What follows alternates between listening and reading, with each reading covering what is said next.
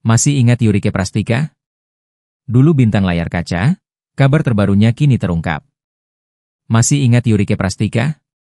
Wajah yang lembut dan senyum yang manis membuat Yurike Prastika mencuri perhatian di layar kaca.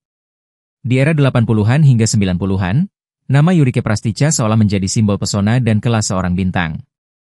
Lantas, kemana ia saat ini? Lahir pada 25 Juni 1968, Yurike Prastika mengawali karir sebagai model, sebelum kemudian merambah dunia akting. Wajah ayunya sering tampil di berbagai sampul majalah era 80-an, mewakili kecantikan khas Indonesia masa itu. Karirnya makin bersinar setelah membintangi film dan sinetron populer, dengan peran-peran yang elegan dan memikat.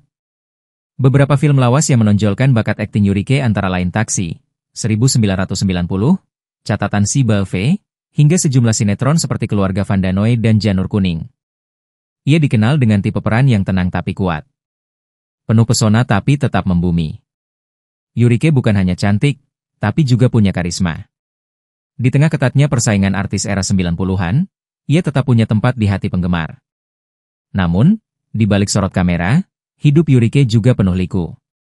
Ia sempat menikah dengan aktor senior Teddy Shah, dan dari pernikahan tersebut dikaruniai seorang anak. Namun sayang, pernikahan itu tak bertahan lama. Status janda pun disandang Yurike sejak awal 2000-an. Meski begitu, ia tetap tegar dan menjaga kehidupannya jauh dari sorotan media. Beberapa tahun terakhir, Yurike lebih memilih hidup sederhana. Ia jarang tampil di televisi, tapi beberapa kali muncul dalam acara reuni artis lawas dan komunitas sosial. Terlihat anggun dengan hijab, ia tetap menjaga penampilan dan pembawaannya yang menenangkan.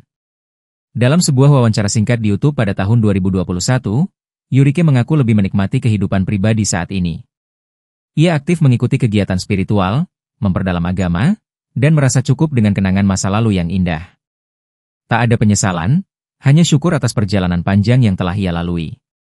Yurike Prastika mungkin tak lagi tampil di sinetron prime time. Tapi ia tetap hidup di ingatan mereka yang tumbuh bersama masa keemasan sinema Indonesia.